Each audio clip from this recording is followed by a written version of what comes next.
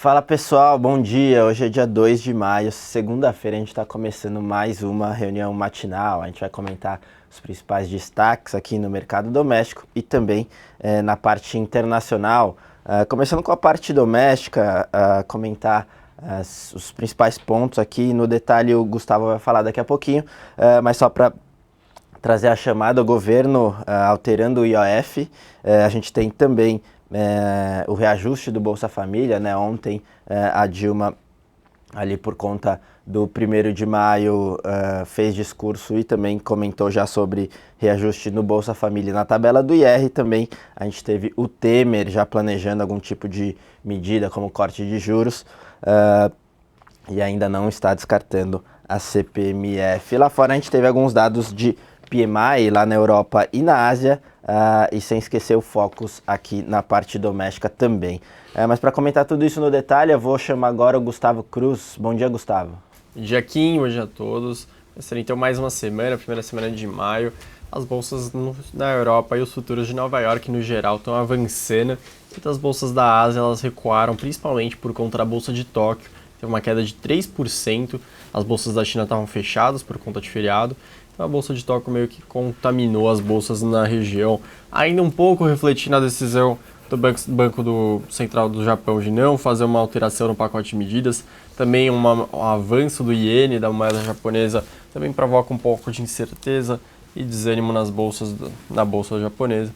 Isso fez com que a bolsa de Tóquio então caísse 3%, puxasse as bolsas para baixo.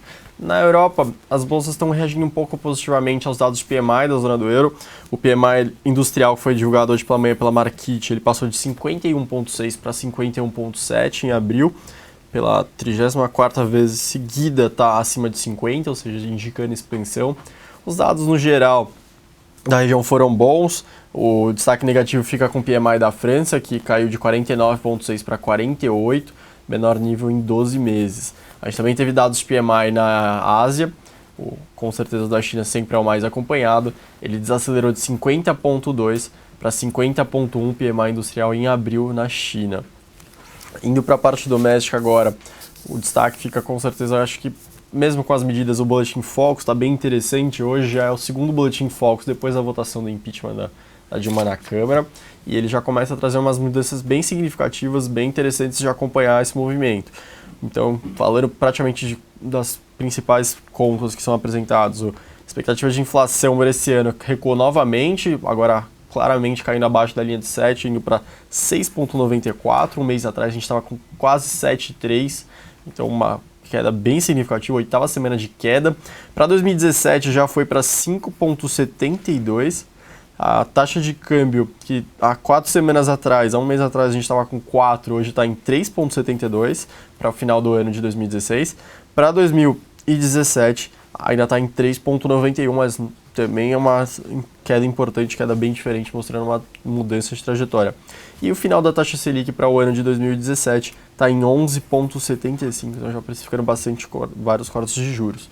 E por último, ainda do Focus, o PIB para 2017 passou de 0,3 para 0,4, então o mercado já bem mais otimista com os indicadores da economia no geral, caso realmente ocorra essa mudança, essa guinada, essa alternância de poder com o possível governo do Michel Temer.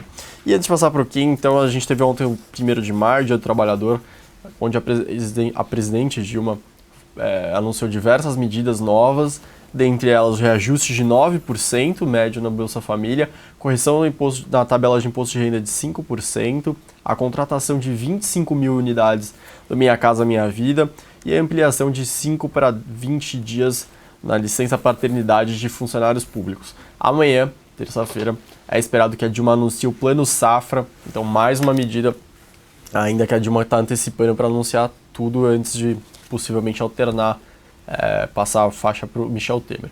Agora, indo para a parte do Michel Temer, já estão cogitando como que vai ser a agenda dele. Então, qual que seria a ordem prioritária nos pacotes, nas medidas e o que ele faria e o que ele não faria.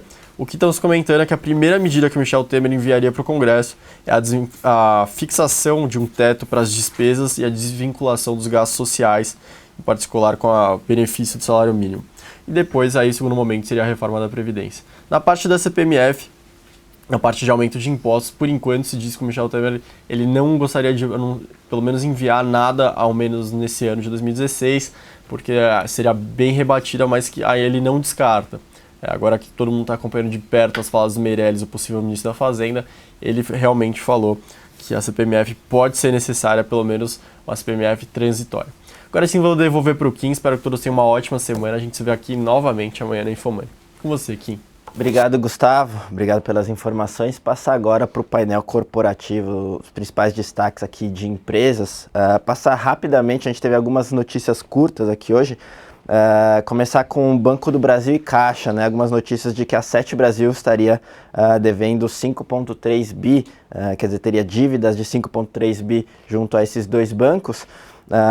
Isso aí representa cerca de quase 30% do total da dívida da Sete Brasil, lembrando que na sexta-feira ela pediu recuperação judicial. A gente teve mais recentemente o resultado do Bradesco, né, fazendo aquele aumento de provisão e diversas fontes comentando que é justamente por conta dessa questão da Sete Brasil. Então vamos ficar de olho ali para principalmente o Banco do Brasil, que é desses dois bancos, é o banco aberto público, tá, pessoal? Passar aqui para a Petrobras, a gente teve também algumas notícias aqui de que o Temer, num possível governo de transição, iria manter o Bendini, pelo menos num primeiro momento, já que é um cargo estratégico, mas depois poderia reavaliar essa questão do presidente da Petrobras. Passando aqui, a gente teve também a S&P rebaixando o rating da BVMF.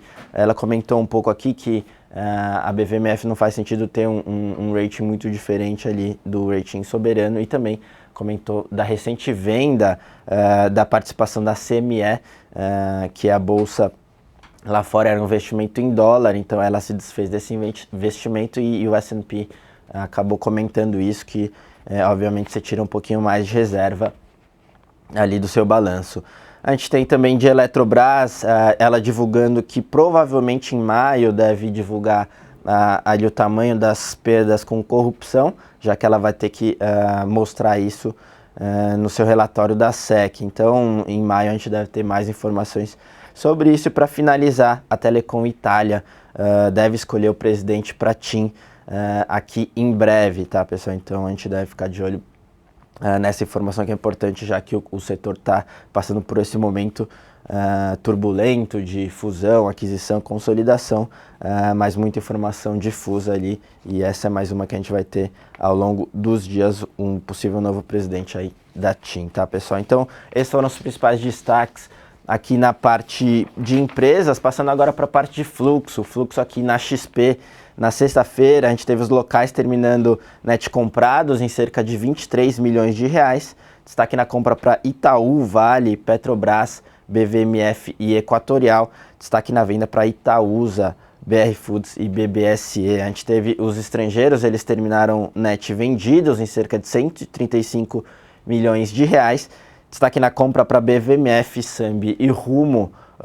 Destaque da venda fica com Itaú, Ambev, Cielo, Bradesco e Vale, tá, pessoal? Então, principais destaques aqui na nossa mesa de fluxo, e passar diretamente para a nossa mesa de BTC, que também teve alguns destaques, principalmente demanda forte para HGTX e B2W, os dois principais papéis ali demandados na mesa de aluguel, tá, pessoal? Então, esses foram os principais destaques aqui na nossa reunião matinal de hoje. A gente vai se vendo ao longo da programação da Infomoney. Bom dia a todos, bom trabalho e até a próxima.